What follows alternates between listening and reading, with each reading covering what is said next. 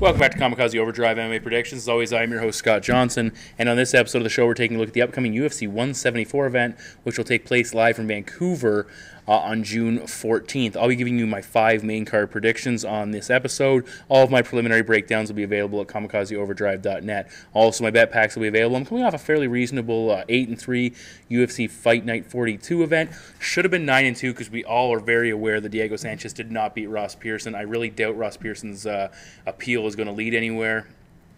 And I really don't even have interest seeing a rematch because Pearson beat him fairly handily. And for those people who say, "Oh, well, you should, fight to finish," no, Pearson fought a perfectly executed fight, did everything he needed to do against Diego short of stopping him, and as a result, he should have won that fight. Nonetheless, the judges, the 30-27 is deplorable, and anything. Even giving a single round to Diego and that is a hard sell, in my opinion.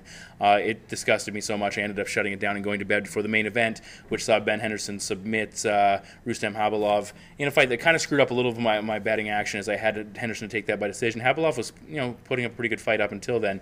Either way, the bet packs will be available as well, and the entire prediction panel will be posting their picks for this upcoming event, which should be fairly fantastic. And I'll put it to you this way: the four undercard fights on the main card are some of the closest betting odds I have seen in a long time in one collection, one group of fights, back and forth, really. And I see a lot of reasons both sides could win, and I wouldn't be surprised to go 4-0 in those 4 fights or 0-4. Either way, let's get to that task at hand. We kick things off in the UFC's light heavyweight division as the number 13th ranked Ovince St. Preux with a record of 15 wins and 5 losses battles the big deal Ryan Jimmo, a Canadian, fighting at home with a record of 19-3. Now, these are both physically large men at light heavyweight. OSP is the slightly bigger man with a 2-inch height advantage and a marked 7-inch reach advantage. Now, Jimmo has shown nasty power so far in the UFC with 2 knockout wins and nearly stopped James Tahuna, which is something he really wasn't known for prior to signing on with the UFC, and that's something to keep in mind here. Ovince St. Preux in his own right is developing a very dangerous finishing skill set because he has both knockout power and he's also showed an improved ground game and submission capabilities. He reversed Cody Donovan on the floor and I think he actually knocked him out with top strikes from top position. And he also caught Nikita Krylov in a Von Flue choke and did it so smoothly that even Joe Rogan, who normally looks for that move, didn't pick up on it until it was already too late. Now, OSP is very physically gifted, but his technical abilities are starting to catch up with what he brings to the table, and that is showing where he's at in his career. For Ryan Jimmo, he uses a karate-style attack, and he offers a very unique front that a lot of guys have a little bit of trouble at first, at least, engaging, because it's something you don't see technically at light heavyweight, and he moves a little bit differently than most opponents do. He has decent kicks, he will work them in combination with his hands, but he struggled with the physicality and striking capabilities of Jimmy Manuwa, but then at the same time, OSP and Jimmy Manuwa are not on the same page as far as kickboxing is concerned. Jimmo lands at a slightly higher rate than Ovince St. Preux, but he's not. He also gives up more defensively. He's not nearly as tight with his defensive striking, so that it's kind of a wash in those scenarios. He should look to keep this fight at range, I would think. He doesn't want to tie up with OSP. Use his kicking game to really work on his legs and try and slow him down. Try to go to the body as much as possible. But I anticipate he's going to struggle with the reach as he tries to. If he does look to close the distance a little bit, I expect OSP is going to try and jab and land some big shots, and that 7-inch reach advantage is going to cause him some problems. OSP, he hits very hard. He's very aggressive with the striking as well, but he knows how to be patient and pick his spots when he needs to. And I really like his inside leg kicks. He really can do a number on opponents when he picks away with those low shots and can really slow them down. And we saw Manuwa have some success against Jimmo with some leg kicks. I anticipate OSP having the speed advantage as well, and we all know speed kills in the sport, and if you're faster than your opponent, that really magnifies the rest of your capabilities.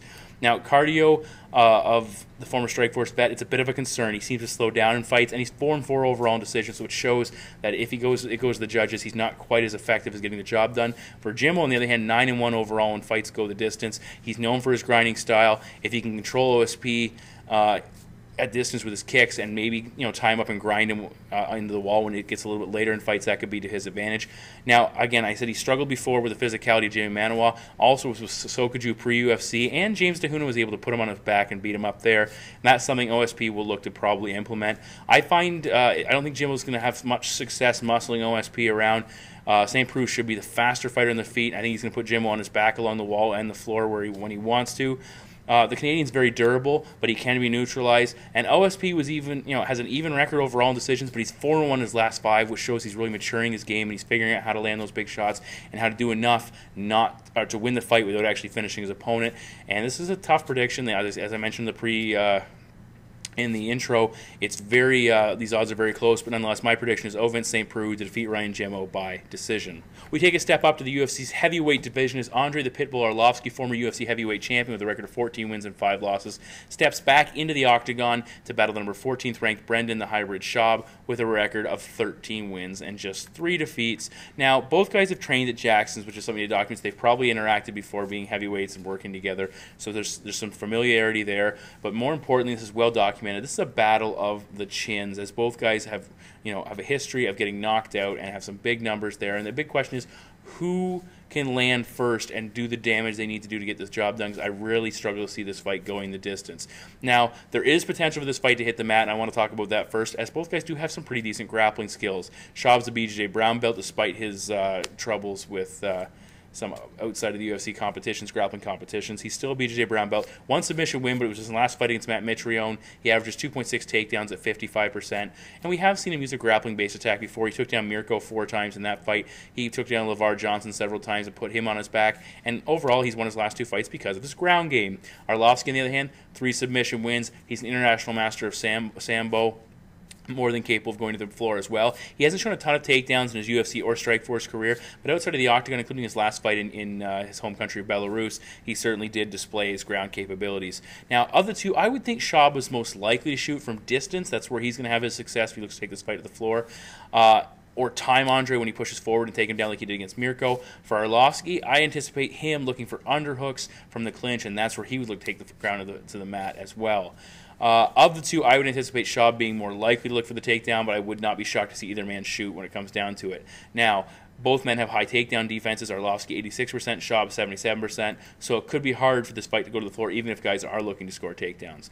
Now, on the feet, both guys have knockout power. Andrei Arlovski, 15 wins by knockout. Brendan Schaub, 7 of his 10 victories have come by knockout as well. Unfortunately, both have been stopped by vicious KOs as well. Schaub 3 times in his career, and Andrei Arlovski a very concerning 7 times. Again, who lands first? Schaub, he's been KO'd 3 times. The first was by Roy Nelson in the Ultimate Fighter finale. He was also stopped by Ben Rothwell, and Nogueira, Big Nog, also knocked him out. And that's the one that's the most concerning, is Nogueira is not known for his knockout power and certainly isn't in the twilight of his career. And that's something, if Big Nog can knock you out, I start to wonder, is Schaub's chin the lesser of the two? For Arlovski, he was stopped by Sergei Haritonov, Brett Rogers, Fedor Emelianenko. So those are some very heavy hitters who are well known for their knockout power. Nothing since 2011 though, which is 8 fights. Now he has been fighting some lesser competition in that run, but he certainly, not all the time. He fought Anthony Johnson. My apologies. And Johnson actually broke his jaw and he didn't go out. Now I know this is a light heavyweight we're talking about, but Johnson hits like a truck, and he's a very big man, and Arlovski was able to survive him for 3 rounds. But we also saw Bigfoot Silva crack him with some massive shots, and he didn't go down either. And when you look back at his career, most shots that have knocked out Andrei Arlovski would KO absolutely anybody. The big issue with him is his questionable striking defense. He seems to be improving it of late, but again, can Schaub find a hole? Both guys take and absorb damage at pretty much the same rate, so there's no real advantage for output. And again, it's not going to come down to the judges, so I don't think that plays a role. It comes down to who lands the better shot first. Andrei, for my money, has the better offensive technique. Brendan Schaub is faster and more athletic. Arlovski has to avoid those mental lapses, which have created opportunities for his opponent to land big, and he has to watch for the big overhand right that Schaub likes to stick in there. But Brendan Schaub tends to freeze up when he gets hit with a shot or two, and that's what happened against Nogueira, and he was a sitting duck along the cage. This fight could really go either way. I would say Arlovski overall has the better chin, considering he has survived big shots in the past. But when Brendan Schaub gets hit, it's lights out. Most of his wins have involved him avoiding all damage against guys like Mirko Krokop and Matt Mitrione and LeVar Johnson, using some form of way to limit their landing success. That could be difficult against Andrei Arlovski here. I think Arlovski's going to slip in a couple of quick combos through Schaub's defense before Brendan Schaub can uncork a big shot, and my prediction is Andrei Arlovski to defeat Brendan Schaub by knockout. We head back to the UFC's light heavyweight division for this matchup as Ryan Darth Bader, 17-4-0, meets Rafael Cavalcante with a record of 12 wins, 4 losses, and a single no contest. Now, Cavalcante is a former Strikeforce champion. He put on an awesome run to get to that title after kind of underachieving to start his Strikeforce career, and he gassed in his debut. He has since then looked better in his second UFC fight. He gassed in his UFC debut. He's looked better in his second fight, stopping Igor Prokhrayets. Now, for Ryan Bader, he's a wrestler, boxer-style fighter, but he also is a BJJ purple belt and showed his submission skills. For Fei Zhao, he's a very dangerous Muay Thai striker and has a black belt in Brazilian Jiu-Jitsu as well. Both guys have significant power. Bader, 6 knockouts. Fazio, all 12 of his wins come by knockouts, so that shows how dangerous this guy is. 7 of his 12 wins have come inside the first round. All 3 of his losses, coincidentally, or all 3 of his 4 losses, have come by knockout with 1 disqualification in there as well. He kind of has that kill or be killed mentality. I'm going to hit you, you're going to hit me, and hopefully you're going to go down. And usually that is the case. He did submit Mike Kyle in the second meeting after Kyle knocked him out in their first Strikeforce engagement. Unfortunately, that was the no contest that got overturned. Vicious striker. He's got significant power as he hits like a truck. He dropped the pre-chinny Dan Henderson in their Strikeforce title fight, unable to finish him, but showed how dangerous he is. He's a very solid clinch fighter. He beat Igor Prokryets and King Mo from that position and did a number on them, and he can work from range as well. We saw him stop Yoel Romero in Strikeforce with a spinning back fist. He's very creative and a little bit unorthodox with some of his strikes. He needs to kind of limit his overextension on some of his punches, but we saw him throw against Thiago Silva to conserve his gas tank. He fought a very good fight against Dan Henderson before getting smashed. He fought a much longer fight against King Mo Lawal before winning that one. Wore him out with strikes, so he's capable of going deep. At least he was in his prime. Whether he's still in his prime or not, it's a little bit left, a little bit out there. Haven't determined that yet. Bader, overall, brutal right hand. He's working to improve and diversify his striking. He's made significant strides. Now, he has been knocked out twice. Lyoto Machida stopped him, and so did Glover Teixeira. Tito Ortiz hurt him before submitting him. Machida did it with distance management, and he forced Bader to rush in and get frustrated, and he eventually walked into a counter. Kind of similar to what happened with Bader and Tito Ortiz, and I'd hope Ryan has learned from those situations not to just blindly rush in and hope to land the big shot, because that will cost you when you're competing at this level of skill. Now, Glover, he stood and traded with Bader. He landed the bigger shot despite the fact that Bader did tag him early on, and that's something that is a bit concerning if he elects to stand and trade with Fazio. Fazio, very similar capabilities to Glover Teixeira. Now, Bader usually does a decent job limiting his opponent's landing percentage, but he does it with his wrestling, and he needs to do that here to be effective. 3.07 takedowns at 45%. He can dominate with his top control and his wrestling, and he has some nasty ground and pound. He's physically very strong. He needs to use a similar approach to the Rampage fight: grind, score takedowns, be diverse, put him on his back, and keep him guessing and wear him out. Fazio has great hips, though, and can be very difficult to take down, but it's not impossible. He was taken down 3 times by Dan Henderson, twice by King Mo in that matchup, and I anticipate Bader's going to look to replicate their success. Now, going back to his debut, Fazio claimed he get gassed due to a body shot, and that's where the impact came from, which could be the case. He was coming off a long layoff, so I'll keep that in mind as well. But he has had issues in the past that have cost him, and that's something that's certainly concerning heading into this matchup. Bader's a very good wrestler. He's physically very strong, should be able to match Fazio in the strength department, if not surpass him. I anticipate Bader's going to learn from the Glover fight, look to take this fight to the ground, beat up Rafael Fazio, and we know Rafael's ability to win fights definitely diminishes as the first round ticks past. This is one I've gone back and forth on. I can certainly see both men winning.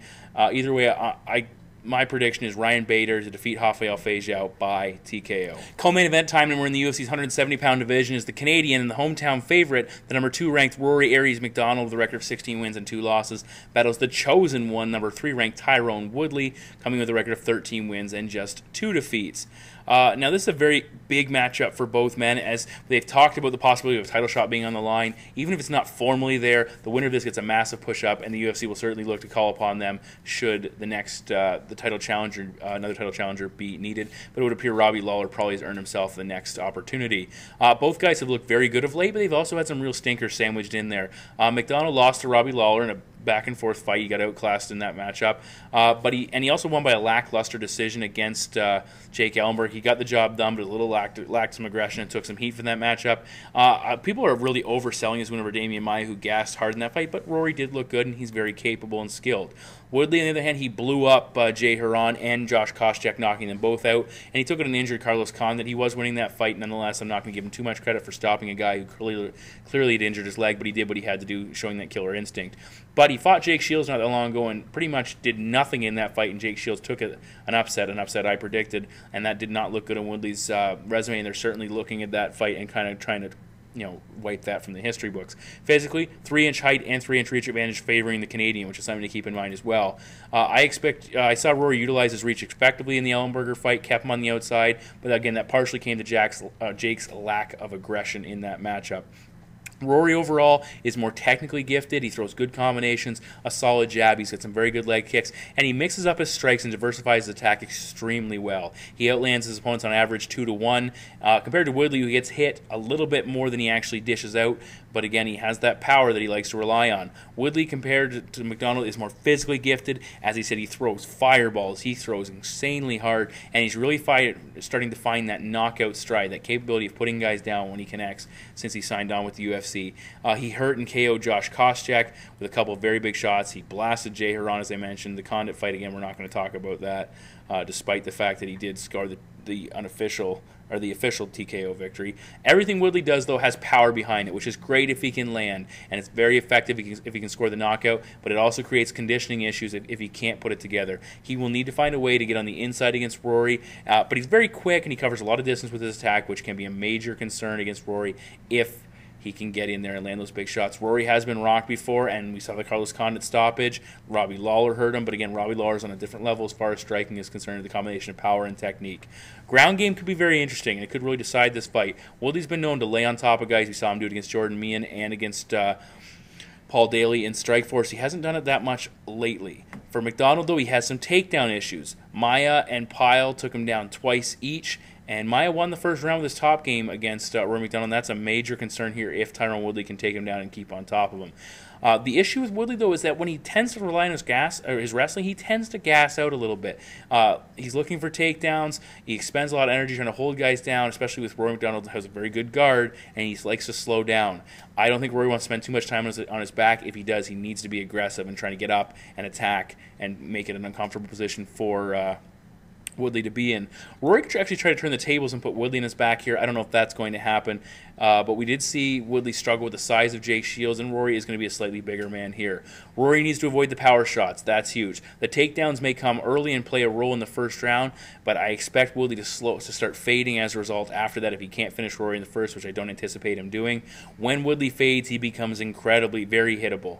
And he puts, he tends to put his own back in the cage, and he lets his opponent get off first, which is not something you want to be doing against a guy like Rory MacDonald. Let him get in a groove like he did against BJ Penn, against Damian Maia as well.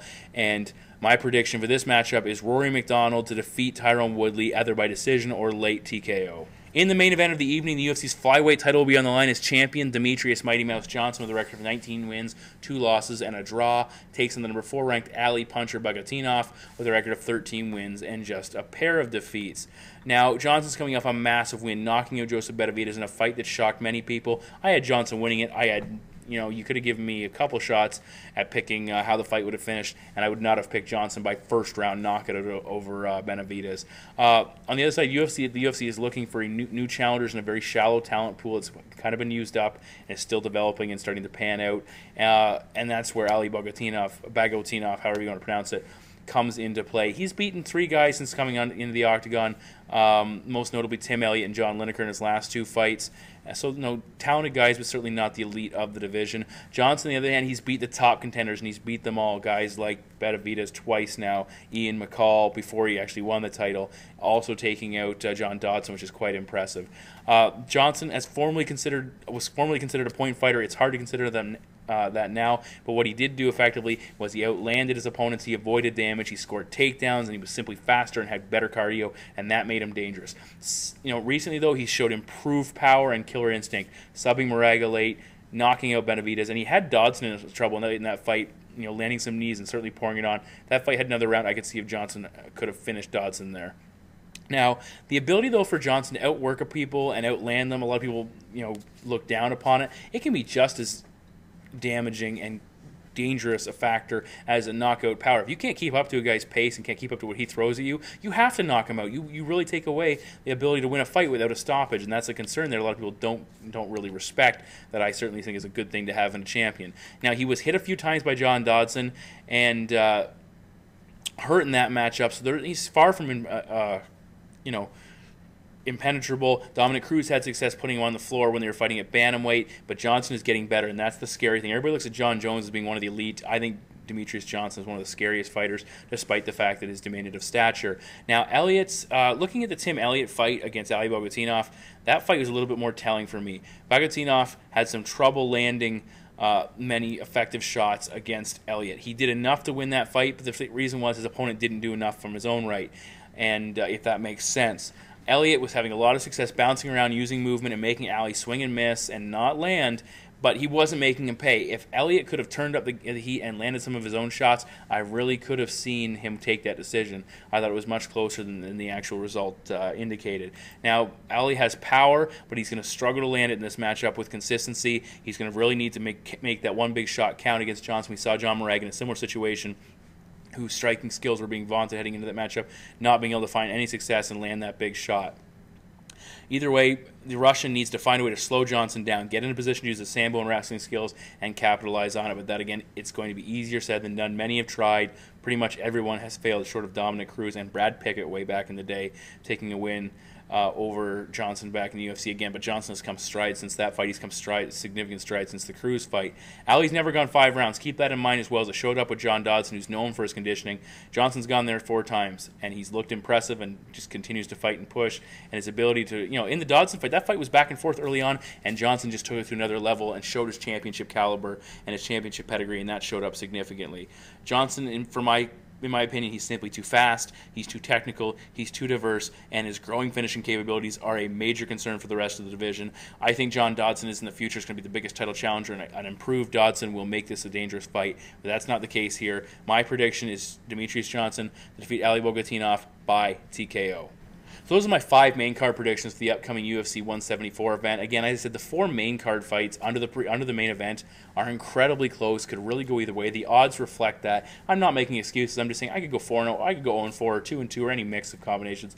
They're very difficult fights, and I really went back and forth. I actually had to re-record my Bader prediction because I almost changed my prediction to Rafael Feijiao because I thought of something I hadn't thought of. Either way, I ended up still going with Bader. Nonetheless, I appreciate you always tuning in and listening. Check out my website, kamikazeoverdrive.net, for the prelim predictions. Make your votes in the public polls, and keep an eye out. I'm definitely looking into considering some kind of, it's not going to be the prediction tournament I've run in the past, but I'm certainly considering doing some kind of fantasy MMA where you could possibly pay $5 to enter, pick all your fights for one night, and the winner will get the entire prize pool of cash, which could be, it could be $50, it could be $20, it could be $200. Either way, keep an eye out for that if you're interested. $5 is pretty cheap and makes everything very fun. Nonetheless, thank you very much for listening. Kamikaze Overdrive MMA Predictions.